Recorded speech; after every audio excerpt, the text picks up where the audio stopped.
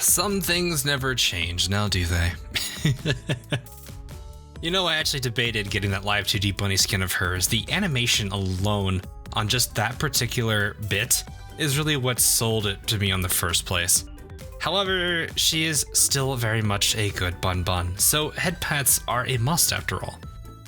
Anyway, it's time for another review, this one being for the next gacha you are in the game for the Sakura Empire, IJN Shimakaze.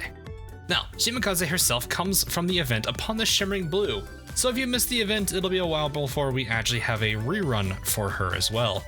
That said, while she is an ultra rare, I'm not entirely sure how acquiring her will be in this situation. I know that they're changing the way reruns work and how getting the characters is going to be done, so I'm not really sure what's going to be done there. So hopefully we find out soon. Nonetheless, does the rainbow rarity that Shimakaze possess allow her to really stand out from her competition? The Sakura Empire destroyer ranks are numerous, and a lot of them focus heavily towards torpedo power. Will Shimakaze be able to outpace them all? Or will her headpat line be the only thing she's really known for? Now, being that she is an ultra rare destroyer, Shimakaze doesn't have a lot of really good comparison characters, as her rarity will more than likely tip the scales in her favor. Her only other real counterpart that we have at the current time is Yudachi, and even then they don't really follow the same archetype of destroyer, as Yudachi moves more towards the gun destroyer type. That said though, we'll compare against most of the SR and SR with retrofit destroyers to kind of give a good idea where she is. Now, starting out with survival stats, Shimakaze's health pool is above 2,000, which is a pretty solid start for a destroyer, especially from the Sakura Empire. That said, there are still a handful of Sakura Empire destroyers that will beat her in regards to health, but it's not by much. She'll be better at taking hits than a good number of her fellow counterparts, so it's still a pretty solid plus for her in the first place. Now, her light armor means that she can take AP shells somewhat okay, and torpedoes don't hurt her as much as other armor classes, but HE weaponry can definitely leave a mark on her, so some healing or damage control might help keep her at peak shape. Now, her evasion also sits well above many of her counterparts, save for Yudachi herself, so she'll have a noticeable advantage when it comes to dodging her enemy attacks, especially from enemies with significantly lower accuracy like backliners.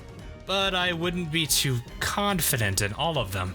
Let's just say that a certain backliner isn't as likely to miss their shots against destroyers. Anyway, her anti-air is about where you would expect a Sakura Empire destroyer to be at as well.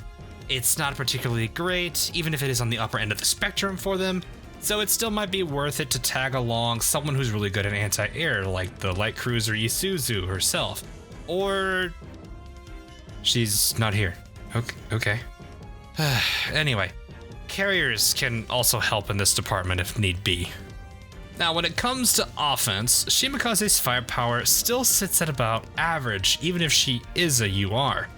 I wouldn't let this be a major downside though, as Sakura Empire destroyers normally aren't all about their guns, so gun surface damage usually isn't their thing. That said though, they do focus heavily into torpedo power, and Shimakaze is no slouch on this at all.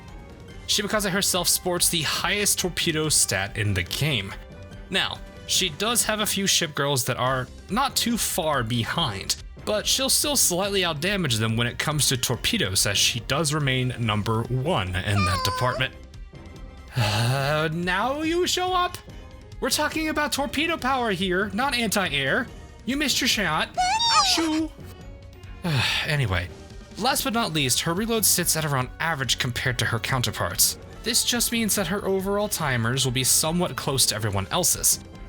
That aside, her torpedo damage output could mean that it'd be best to give her the strongest equipment, right?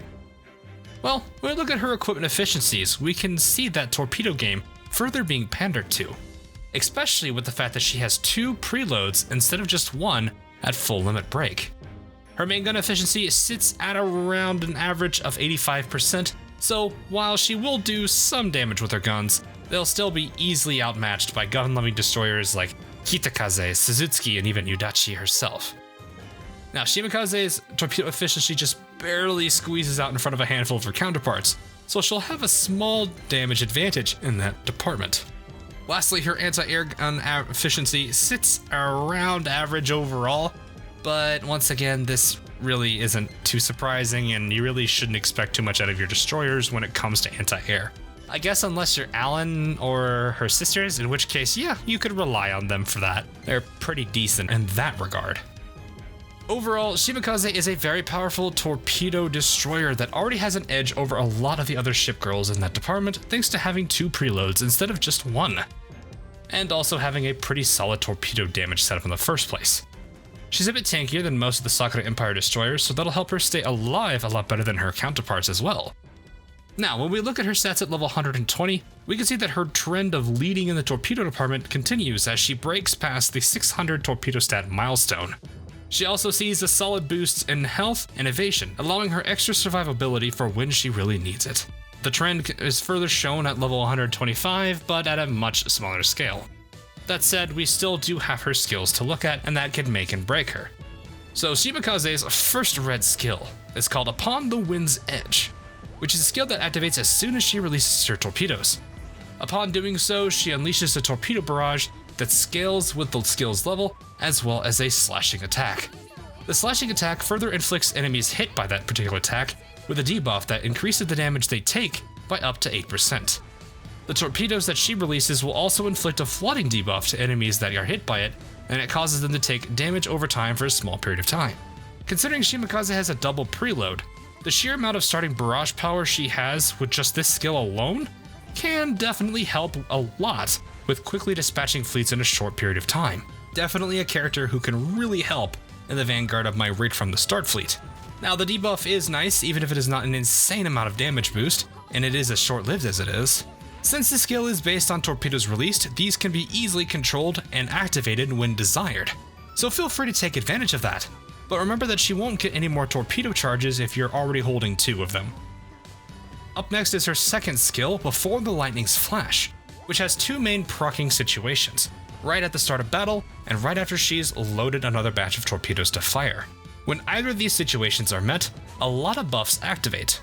First, she gets up to a 15% damage reduction, and her torpedo damage is increased by up to 12% as well. The Vanguard's speed is also increased by 3.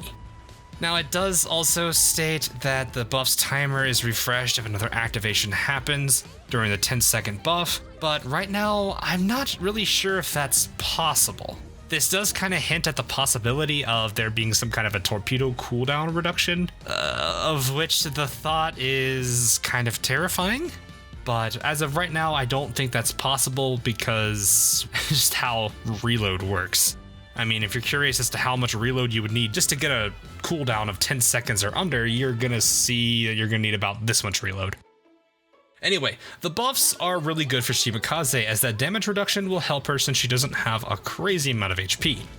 The damage boost with her torpedoes is also nice as it really caters to her already powerful torpedo kit. The speed boost is also quite handy, but it's not really a major bargaining chip for the average player, to be completely honest with you. Last but not least is her lone yellow skill, Within the Thunder's Roar, which gives additional buffs to herself and the other fleet that she sorties with. For herself, though, she does get up to a 15% increase to her hit stat and takes 10% less damage from torpedoes. Both of these are nice, and the damage reduction against torpedoes is also helpful alongside her damage reduction that she does get from her second skill. If you're running a second fleet, in which case you're usually going to be unless you're at the starting stages, then that fleet will also receive some buffs from her as well. The first being is that the torpedo stat of all destroyers in the other fleet will be increased by up to 10% for the whole fight. They'll also get some supporting barrage fire from Shimakaze 30 seconds into the fight as well. While it may just specifically be destroyers getting that boost, it can definitely help torpedo-loving ships like Ayanami or Naganami. Ingraham on the Ingle Union side will also see some use for this particular boost as well, even if it's not much. Overall, Shimakaze is in a pretty interesting place. Ironically, she may not be the quickest destroyer in the game, but she's still second to none when it comes to her torpedoes. She does offer a few buffs to herself and teammates to make up for the time she spends on cooldown a bit, but when she attacks, it'll definitely be felt by the enemy team. Especially heavy armors, my goodness. She'll also help out the other fleets she sorties with by providing a buff as well as some supporting fire. So take advantage of her in your particularly crazy torpedo vanguards. The next question lies in whether she is a boss or a mob fleet vanguard. Well, there is always going to be the suggestion that her yellow skill gives, which kind of makes her a boss vanguard, but honestly, she's good in both. It really just comes down to whether or not you decide it's worth maximizing the buff or not, as it really is just going to come down to your vanguard comps. I'd say she'd make an amazing addition to my Raid from the Start fleet formation, which is technically both a mob and a boss fleet. If you haven't seen that particular fleet, you can check it out on the top right on the iCard. Anyway, regardless of what fleet you put her in, she'll do some crazy damage to anyone that opposes her. Just keep in mind that she's all in on her torpedoes, so she'll be a little bit weak when she's on cooldown. Now, she does have her weaknesses, but her one true weakness will always be her ears. Oh, and if she's your waifu, then I'm sure you've enjoyed having her in your fleets already. That said, anyone pick up her skin when it got a short rerun at the end of last year? I was debating it, but ended up going for Leipzig's skin instead. She's a cinnamon roll after all. What else do you want me to do? Have you seen this face? Have you seen that face? You see why she's a cinnamon roll? And that'll be all for Shimakaze.